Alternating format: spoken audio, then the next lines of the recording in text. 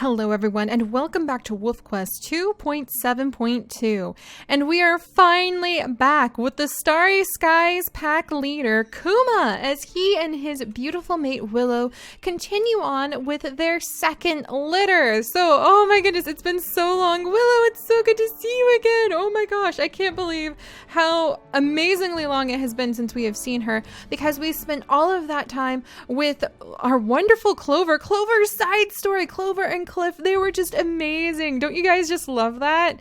Oh my gosh. So Clover has basically become one of the all-time favorites of the fans, I can tell. She has really shot up the ranks because of her side story. I love the new side story idea because it gives us something to do in between litters and really lets us investigate each of the wolves as independent wolves, instead of just like rushing from litter to litter and have tons and tons of babies around that we never even get a chance to get very close to. So that was absolutely amazing. Thank you guys so much. Like I keep saying, WolfQuest is tremendously reliant on our community. Oh, look at, there's the elk. Yes, let's get some food. Come on, Willow, let's go get some food. Oh, and we need to set the difficulty for the day, so give me just a moment. We have some new Ancestor Blessings that Clover has snagged for us. Thankfully, that was really awesome of her. So Clover did snag a whole bunch of Ancestor Blessings for the Starry Skies pack during her side story that we will be able to use. And we are still under the Sorrow of the Skies curse until either one of our children, one of our heirs, finds a mate in the rain and falls in love with them, which is a very like tiny itty bitty little chance of an event. So that's really difficult to reach. Or we have 12 Ancestor Blessings that you guys can help me vote if we should use to break the curse, or if you guys have voted on the little spirit litter of wolf pups that you're sending down from the sky as the WolfQuest ancestors. If you guys voted and you managed to pick the little wolf spirit pack that has Basil's reincarnation on it, then we'll be able to break the curse. So there's 3 ways we can break the curse, and we'll have to see with the next litter of wolf pups being born what that may be. And then we can set the day to different times of day, and I'm thinking every single episode we might alternate between times of day, and some wolves will have special abilities that may be strengthened during that day too, so that's going to be really fun. But anyway, enough babbling while we're staring at this thing. We rolled a 6, so that means we're going to count 6 from the arduous that it's set at. 1, 2, 3, 4, 5, 6. Wait, 1, 2, 3, 4, 5, 6. Yep, okay, so it's actually going to be a challenging year this year. Pretty awesome. So don't forget, Kuma's special ability is that he is able to gain a new Ancestor Blessing for every 5 bears that he chases away. So that's pretty awesome. Hey you. Yeah, head towards those summer hunting grounds, ma'am. Get moving. Well, actually, now this is going to be interesting, you guys, because, okay, come here. Oh my gosh, she's already outrun us. Kuma, you have no stamina compared to your Clover and your other children. Oh my gosh. All right. No, I love you, Willow, but you're sending her into the far ranges of like very, very far away. Let's at least turn her towards the dead. Willow, please. We know how to hunt together. We've had a whole successful litter. All 4 puppies made it, which is pretty darn good. All right, come on. Really, all 4 puppies mostly made it due to Ancestor Blessings, but that's how it just goes.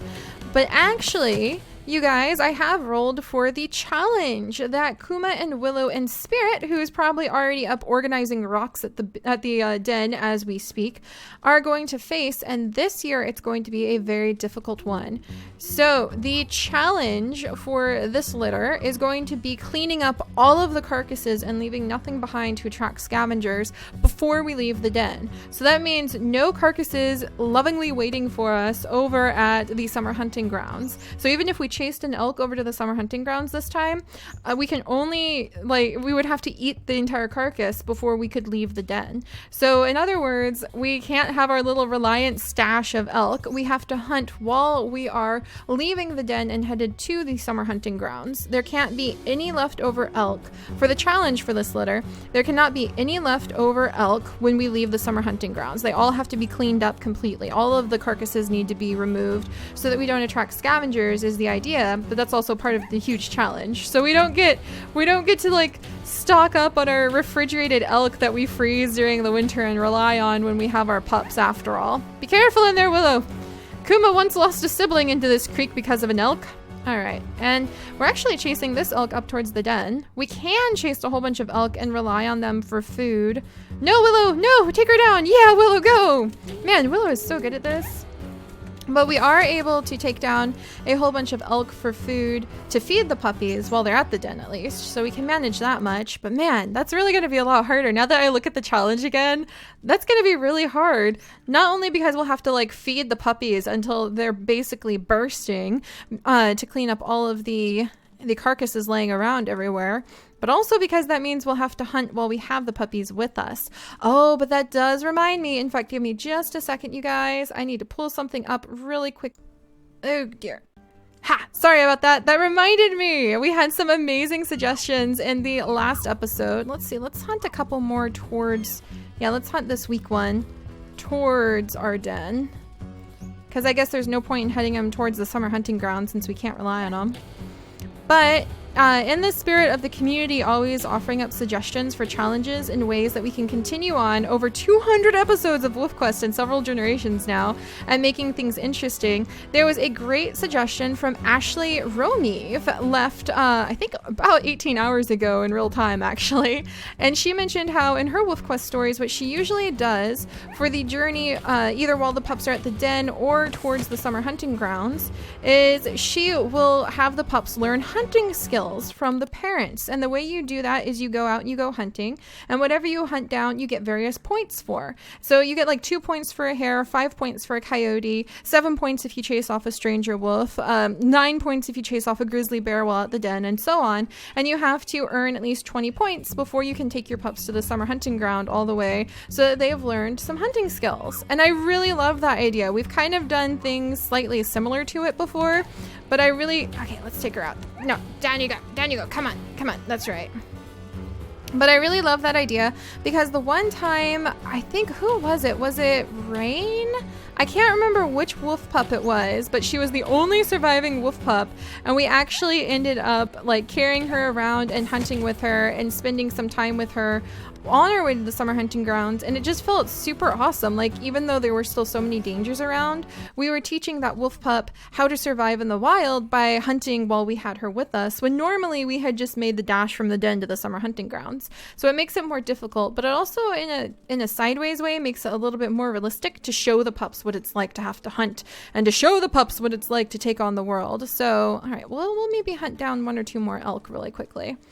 And then we'll go up and we'll start marking things, because since there's no point in sending the elk towards the summer hunting ground, since we have to clean them up before we take the pups down from the den, we don't really need to spend a lot of time lingering during the winter. All right, let's get, come on, come on. Come on, elk. There we go. Now we'll chase you down. Kuma just needs to get a few good bites on your elky rump here. Man, he is so strong. That is the thing with Kuma. Because it doesn't take much. Oh gosh, we're stuck in this again. Oh gosh!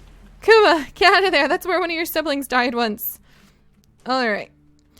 But yeah, it doesn't take much for Kuma to take out an elk, but there's not much point in building up a whole bunch of winter elk this time around. Alright, so we'll just get a move on.